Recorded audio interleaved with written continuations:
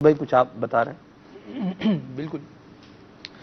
اس سے پہلے کہ ہماری سانسوں کی مالا ٹوٹے اور کف افسوس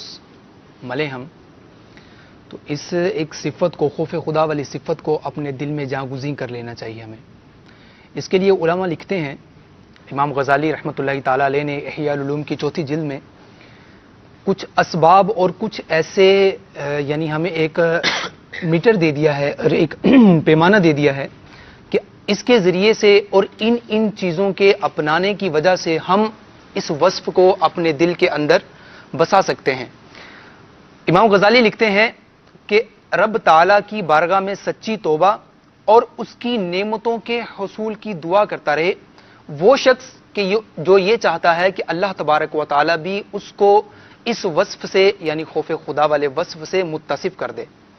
اسی طرح قرآن عظیم اور احادیث طیبہ میں وارد ہونے والے خوف خدا کے فضائل ان کو پیش نظر رکھے،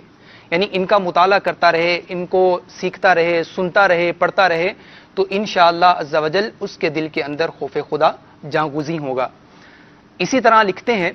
اپنی کمزوری اور ناتوانی کو سامنے رکھ کر جہنم کے عذابات پر غور و تفکر کرے، یعنی یہ سوچتا رہے کہ جہنم کے کیا کیا عذابات ہوں گے، میں یہ گناہ کروں گا تو اس پر مجھے کیا کیا عذاب دیا جائے گا۔ تو ایسا شخص کہ جو خوف خدا کا متمنی ہو وہ اس وصف پر عمل کرے تو انشاءاللہ اس کے دل کے اندر خوف خدا جاں گزین ہوگا۔ اسی طرح فرماتے ہیں کہ خوف خدا کے حوالے سے اسلاف کے حالات کا مطالعہ کرتا رہے کہ یہ چیز بھی اس کے لیے مفید ہوگی۔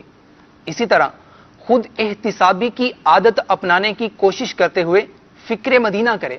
یعنی اپنے اعمال کا محاسبہ کرے کہ میرے فلاں عمل پر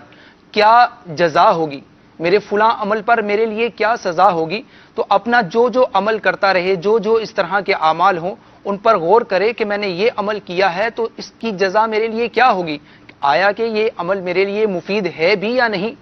تو اس طرح ان اعمال پر عمل کرتا رہے، ان اوصاف پر عمل کرتا رہے گا تو انشاءاللہ عز و جل اس کے دل کے اندر یہ وصف یعنی خوف خدا یہ انشاءاللہ جاں گزین ہو جائے گا۔ سبحان اللہ۔